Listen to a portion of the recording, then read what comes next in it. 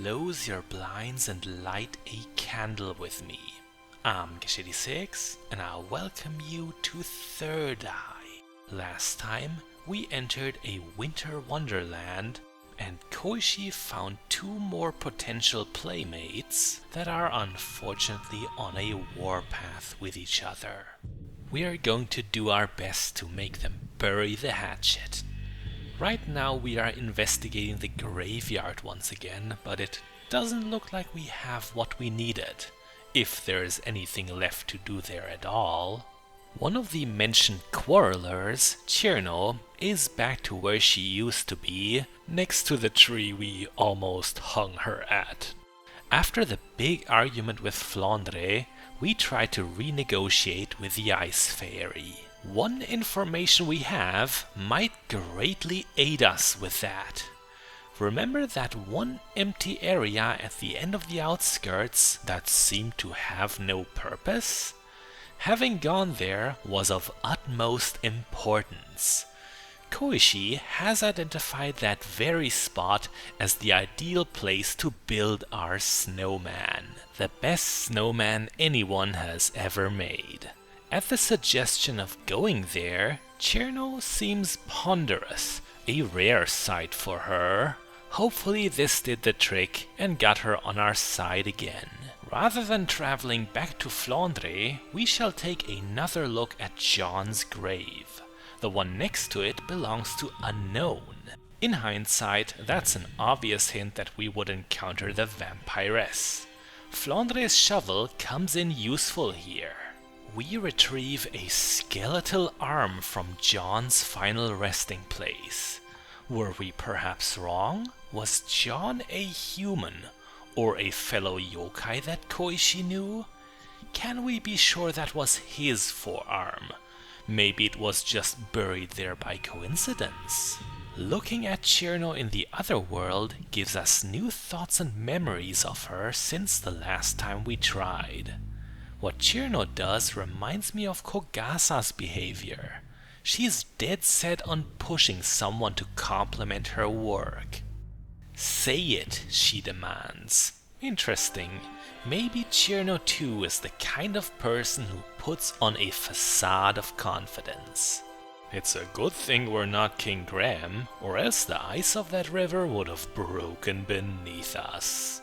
No, 3rdEye is not as obsessed with killing us, yet we shouldn't let our guard down. We've arrived back at Flandre, who is still busy putting up Christmas decorations. Let's not immediately bring up Cherno. Instead, we have some pleasant small talk with the Scarlet Sister. She too awards herself the title of Master. As the conversation goes on, we ask a very important question. Why is Flandre so good at what she does? Remilia's her mentor, so she's not self-taught. I'm curious to see how Koishi will reply. Did her dad or mama teach her? Or maybe Satori? Do yokai like Koishi even have parents? Anyway, we don't really give Flandre an answer. What about that flashback and the revolting cookies we made? Koishi explains that Cherno is also the type who won't use the guidance of others. You wanna get back at them, right? Who's them? Did Flandre have trouble with anyone else, I wonder? Once again, we point towards the empty hill we had discovered. That would be our next logical destination, now that we told both our friends about it. Under the gaze of our 3rdEye, Flandre will recite a meeting with her sister Remilia.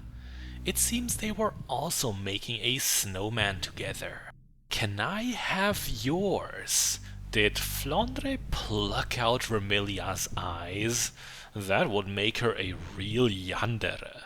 It's a very common depiction of her within the fandom. Let's hope she was only joking back then. Alright, we have gathered 2 artsy eccentrics. They are still somewhat in a bad mood, but watch the expression they're about to give each other.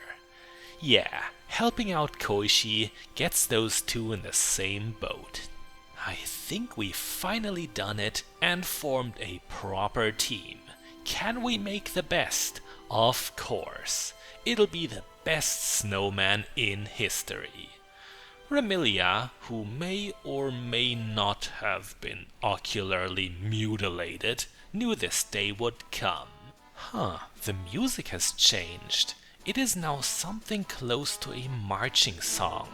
Strict and militaristic through its trumpets, but also a little mischievous through its harmonica.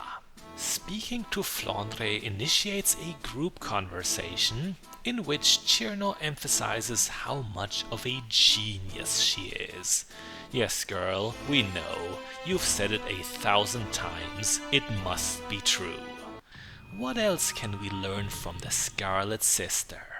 Sorry for skipping through that one so quickly. I only just realized it was new. At some point, Remilia disappointed her admittedly very demanding young sibling. Cherno, on the other hand, reveals more about her mystery crew of friends. It seems they went on to exclude the Ice Fairy. Was she too self-centered, or did someone push her from this position? What's so good about this kid? Could that have been Flandre? Was this the origin of their grudge? It's possible. Now we hear a very familiar chord. It belongs to what might be the most famous, or at least most widespread song in Touhou. Unknown Was Her. That should confirm the scene centers around Flandre. She's not at her usual spot, which means we can rummage through her possessions. Koishi will, however, not steal from her friends, so it doesn't help us that much. It's perfectly understandable.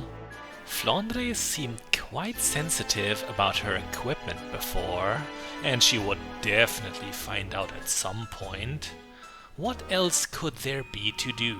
We have been rather thorough. Well, there is something new at our disposal. Friendship. Can't put Flandre in our inventory, but that doesn't mean she won't be there when we need her. Or the stick of dynamite that comes with her. That's Flandre for you. We've uncovered the corpse that was previously only visible with a third eye, and from it we pick up a ruby. We already have a sapphire, don't we? As much as red and blue contrast each other, we now have a set of gems. Thinking back, didn't Cherno's crude drawing have a red and blue button on it? I believe our jewelry will be useful soon. Once again, Flandre comes along. The cutscene reminds me of the one we just saw. Is Flandre going to unfold her explosive potential again? She sure does. It's the other grave that was blown up this time, and in it we find an axe. It's not the same axe we saw in the mansion, right? Made by Overlook. Will we have to become Jack Nicholson after all? Maybe the axe could be used more constructively. Perhaps we can just chop a tree and get firewood? We've been to the first screen a few times, but we never dug up the second grave. There's another bone in it, one that looks like it came straight from a cartoon. It's called the humerus, a funny bone if you want. We don't know who it belongs to, which doesn't make lugging it around any less pious. That skeleton we grabbed the ruby from, it wears a bonnet, your typical Zun hat. You know, the clothes it's buried in kind of resemble Remilia's. Is the Scarlet Devil deceased? If she is, Flandre never told us. It's too bad we cannot ask her directly. It looks like we have what we needed. It took Koishi a long time, but everything that counts as an ingredient of the snowman is within our grasp. Let's watch the process. Tierno and Flandre attach the morbid bone arms, whereas we stick the pretty jewels into the snow. We still don't have a head. That shouldn't be too hard. Just roll another snowball that's smaller than the body. It's a simple thought that doesn't seem to occur to these two prodigies. Flandre talks about her sister again here who couldn't teach her anymore. Is it because Remilia died? I wonder if her death had something to do with Flandre, as well as her ambitious quest to becoming a master. I think we've exhausted everything Tierno had to say. It looks like it's up to us to procure the missing head. Do we perhaps already have the necessary items for it? Looks like it. Flandre yanks the axe from us. What are you doing, girl? Tierno's not a tree. You've done it before. Excuse me? Pfft. Oh. Tierno lost her noggin. We just witnessed a murder, and I think we've been indirectly made an accomplice. On the bright side, a perfectly fine head lies before us. We may have forever bloodied our hands, but at least the puzzle is solved. Kind of gross. Koishi does have a sense that this was not okay. We then pocket our former friend. Keep frozen fragile. Do we have to carry that around? Can't we put it back? And shouldn't we cover our tracks before the police arrives? Is there still a police forcing in Sokyo now that Kotohime is no longer canonical? I guess the snowman is finished. Wait, Tierno's still alive? Did we fulfill her dream of turning her into a snowman? Applause for that. It looks more like a never-ending nightmare to me. Seriously, that is a horrific construct. It would surely be the creature of Victor Frankenstein had he been in a more Christmassy mood. Tierno as well starts to feel only semi-happy with her new situation. Before you know it, everyone's at a loss on what to do next, and they decide to go their separate ways before things get even more awkward. Have fun with your new abominable body, Tierno. Well, at least Flandre takes her along. They even took care of the now useless torso and legs. We receive a parting gift from Flandre, and she declares us her friend. How wonderful. Koishi proves once again that she is fantastic at making friends. We now have our very own glass bulb. Be careful, Koishi. It could shatter if you draw.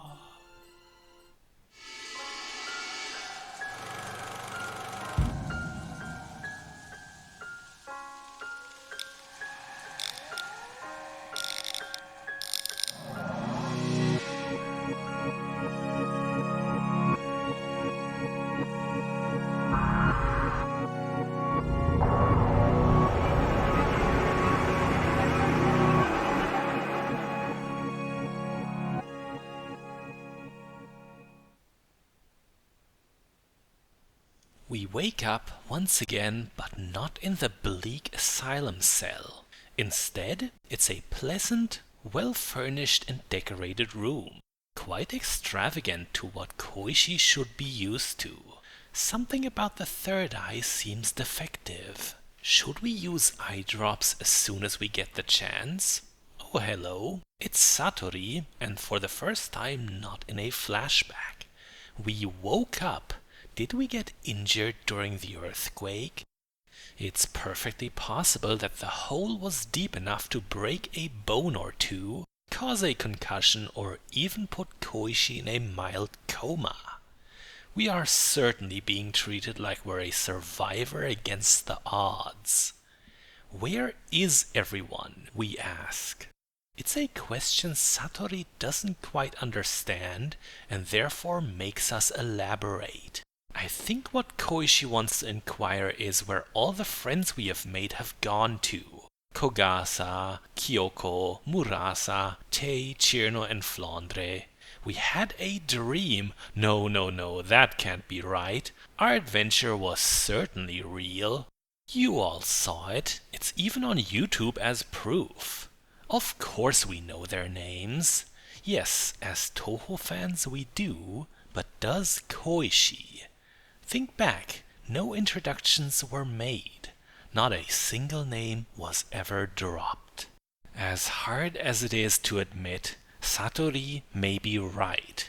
We might have dreamt everything up to this point.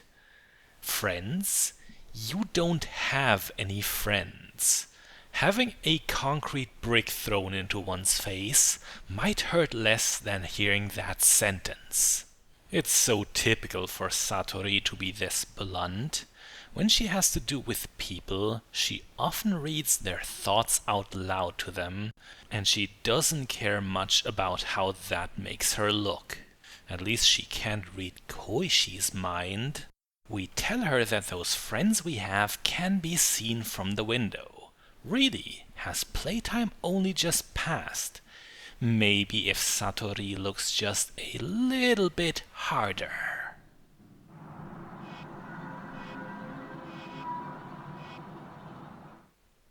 Before we can reflect on what we have just done, we cut to a blonde girl, taller than anyone we've met, strolling through a forest of bamboo. She just mentioned a Renko, so this should be Maribel Harn, one of the few inhabitants of our world that has a connection with Gensokyo. She has just discovered one of the eye drop bottles that we rely on so much, and inspects it curiously. A little too curiously. We know that this concoction is meant for the special eye of a Satori yokai. What will become of a human eye like Maribel's? The mentioned friend, Renko Usami, finds herself in a similar situation, but a disembodied sleeve saves her from a dangerous fate. And here we are again, with a heavy conscience and an emptied inventory. We have done the unthinkable. We have murdered our dear, although sometimes rude, sister Satori. We discover Maribel, who seems to be in great pain. Before we approach her and see what we can do, we'll stop here for today. I'm Gesh86, and I will see you again soon. If you are brave enough, that is.